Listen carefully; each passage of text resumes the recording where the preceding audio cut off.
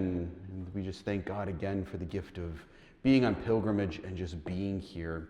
After, as Jesus is dying on the cross, Jesus does something profound. He gives his blessed mother, he gives Our Lady to Saint John. And so after the death of Jesus, Our Lady begins now to live with Saint John. Woman, behold your son. Son, behold your mother. And so John is entrusted with the care of Jesus's mom. If Jesus had brothers and sisters, he wouldn't have done the basic typical act of entrusting his mother to another man, because the other brothers or sisters would have cared for her. But Our Lady doesn't have children. She's virgin before, during, and after the birth of Christ. She doesn't have children, and then also it's a spiritual act. Jesus is giving his mother to all of us, and so Jesus is literally giving his prized possession to Saint John. Tradition and history then tell us that John takes Our Lady to Ephesus. John begins to evangelize and he moves to Ephesus. And so Ephesus becomes the center of much of the Christian world. And so there Our Lady lives with John in Ephesus. We have the house of Loretto, okay, and that's the house that Joseph and Mary raised Jesus in Nazareth. That house now is transported traditionally, by story, by angels to Loretto. But Mary lives with John in Ephesus. But if we know the Gospels, we know the Gospel of St. John.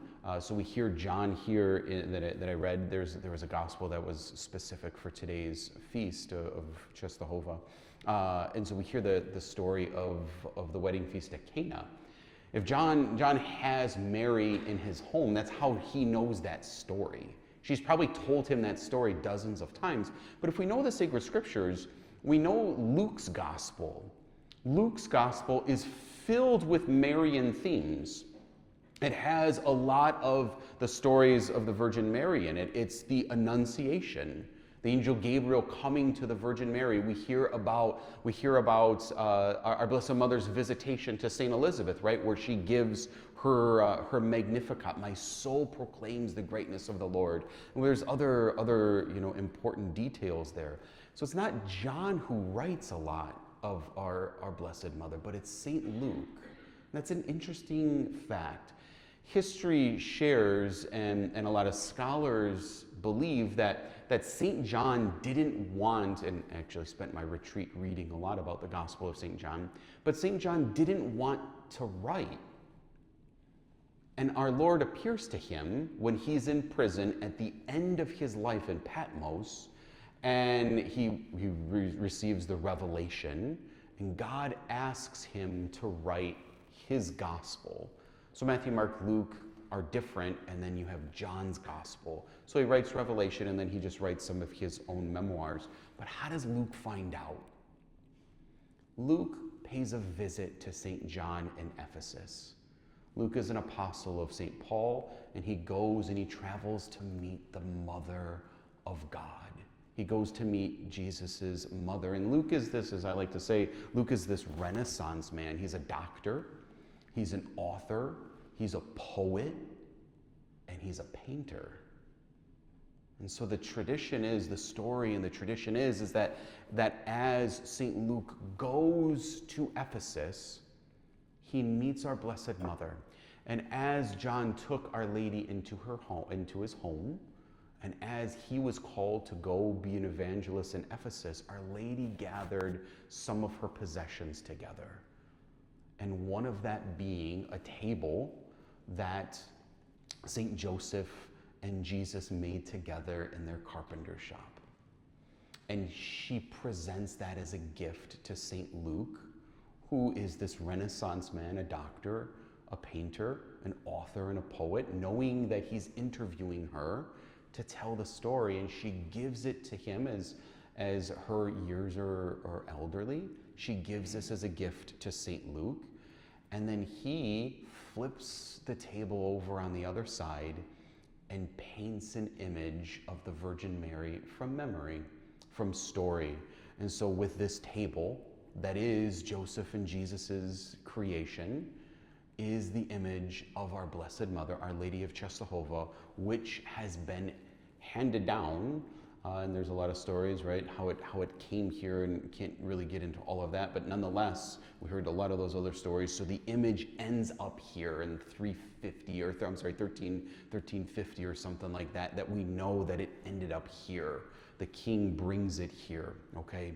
And then in 1430, we heard again of these Protestant radical heretics, the first Protestants. You can ask me, what they believed in after this, and we can talk about that. But these early church Protestants before Martin Luther in 1430, they steal this miraculous image of Our Lady. Why? Because it's this place of worship of God, and it's keeping Catholics from following a heretical way. So they steal it and they try to flee in their carriage. And as they're fleeing in their carriage, it halted. It couldn't go any further, and so they damaged it and they threw it in the mud and they slashed it up as they could, and they left it there burning. They left it there in the mud. They left it to be destroyed as they continued to vandalize and kill the Pauline fathers who were here. And so attempts were made to repair the slashes, but divinely and mysteriously, the slashes could not be restored. Okay? What's the whole point?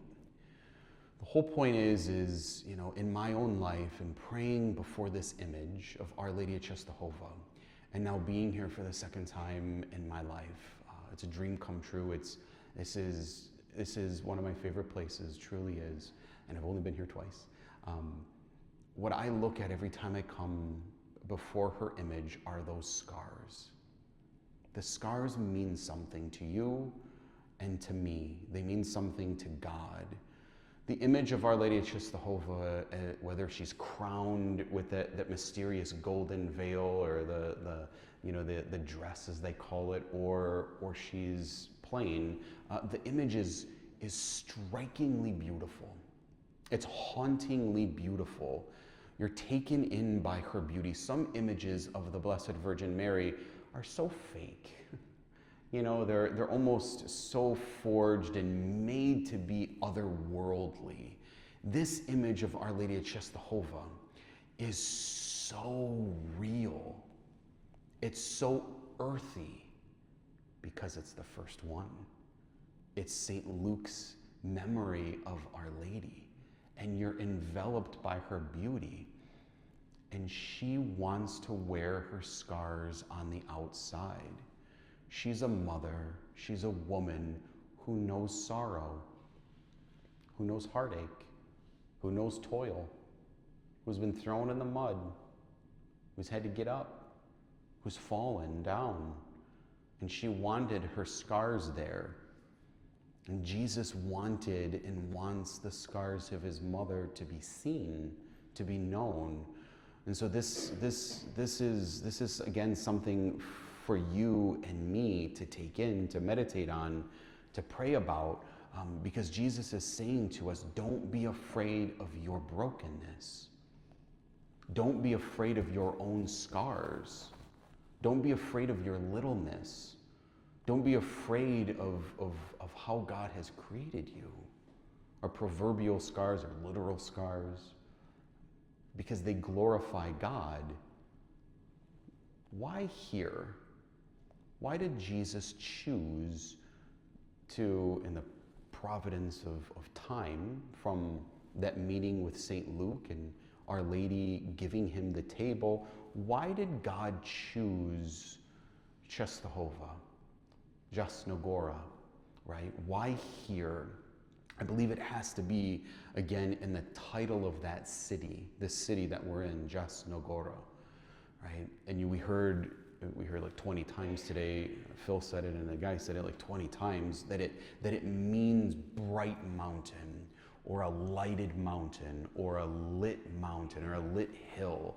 Jesus says to us in the gospel in Matthew 14, he says, you are a city, you're a light of the world, and in a city set on a hill. Jesus' words. No one puts a city on top of a hill and then lights it up, because then that makes it obvious that the others are going to come there and attack it. You want them to come to the city on a hill. You want them to know that we are a refuge, that we are a place of destination. Come to us because we have something to offer you. And Jesus means this for his people to come see his mother. Because when you meet my mother, she's going to introduce you to me. And she wants to show you her scars. She's a mother pierced by a sword. And you too have scars, and you're set on a hill.